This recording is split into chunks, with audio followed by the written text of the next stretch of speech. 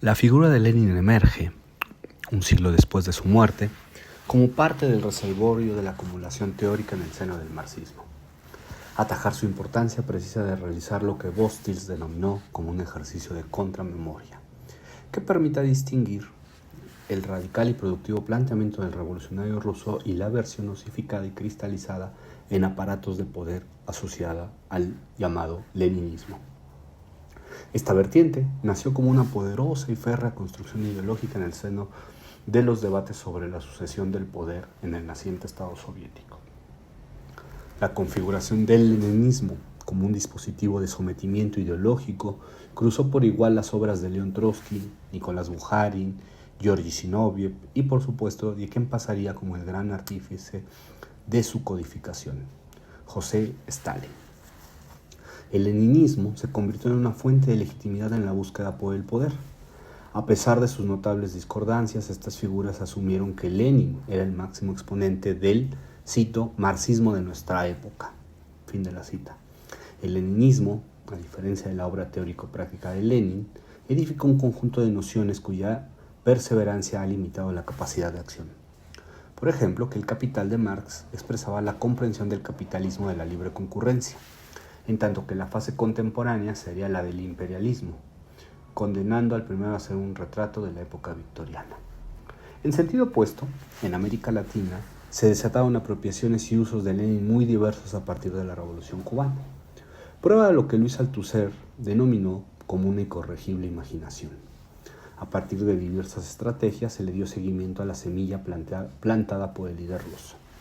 Así, el nacionalismo popular, a partir de personajes tan diversos y muchas veces encontrados, como lo fueron el peruano Hoyo de la Torre, el boliviano Fausto Reynaga, el mexicano Lázaro Cárdenas, el colombiano José Consuegra o el venezolano Rómulo Betancourt, dialogaron con algún rasgo específico del planteamiento de Lenin. El despliegue de los conceptos asociados al antiimperialismo y a la noción de autodeterminación fue particularmente importante en esta recuperación. Para buena parte de los líderes sociales de la región, Lenin, antes que un comunista o un marxista, era un gran político que condujo a un pueblo ubicado en la periferia a confrontarse con sus expoliadores.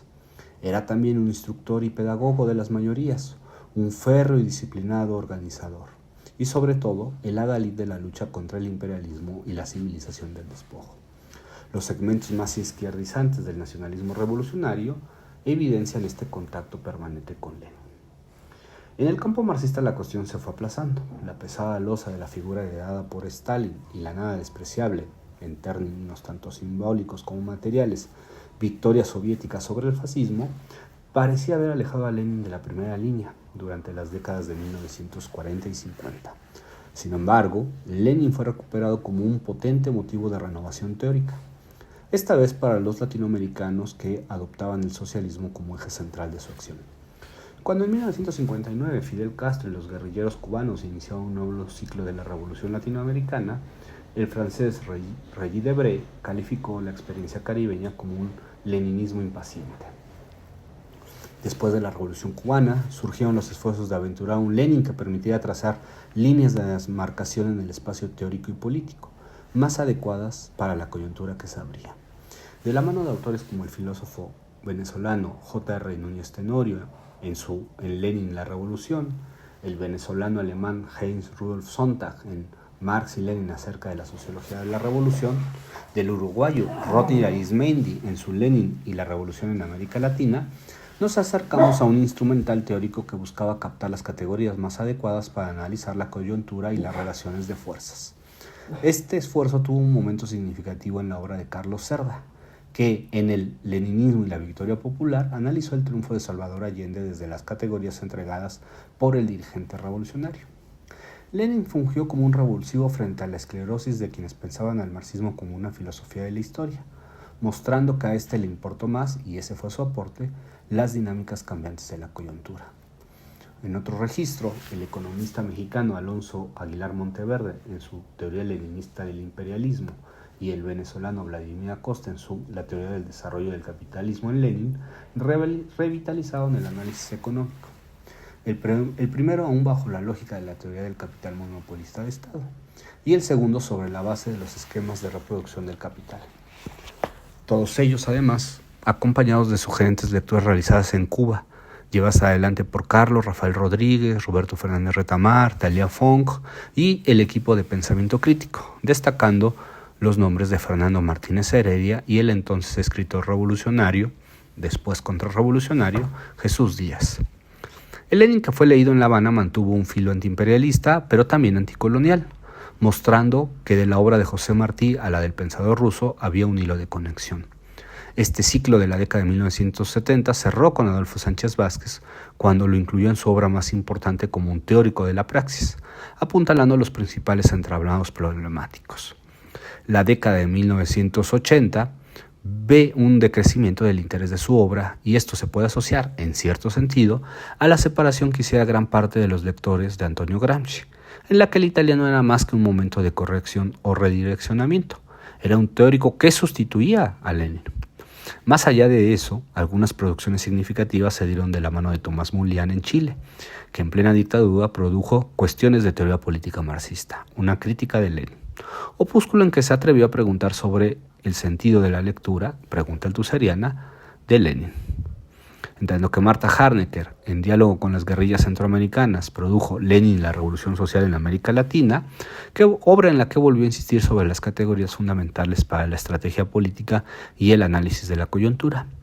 El ciclo se cerró con el texto clandestino, poco conocido y en urgencia de ser reeditado, Condiciones de la Revolución Socialista en Bolivia, a propósito de obreros, aymaras y Lenin, firmado por Cananchiri, es decir, Álvaro García Linera. Lenin fue parte de los sectores más avanzados de los partidos comunistas. Fue apropiado por la izquierda heterodoxa, por personalidades que dialogaban con el cristianismo de izquierda o que sostenían la apertura con el mundo indígena.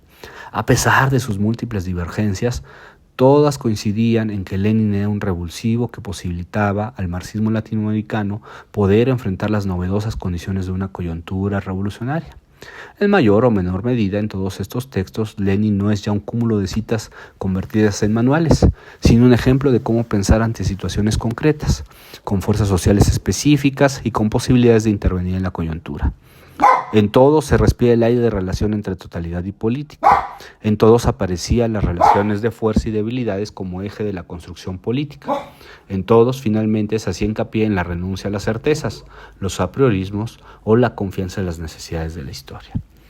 De manera instintiva, como respuesta a una necesidad apremiante, la de la nueva coyuntura de la Revolución Latinoamericana, se abría la urgencia de fortalecer el cerebro de la pasión, una teoría política que pudiera servir como instrumento y brújula para las y los revolucionarios de la región.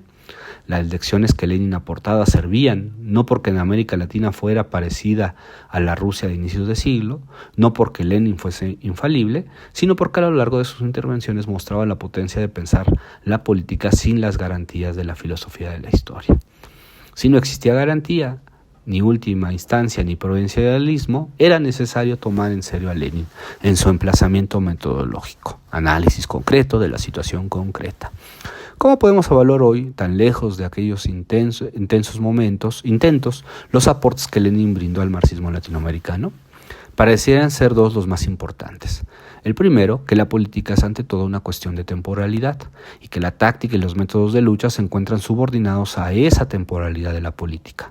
Antes que principios abstractos, el análisis concretos demanda evaluar el tiempo de la política, sus ritmos, sus pausas, sus momentos de aceleración.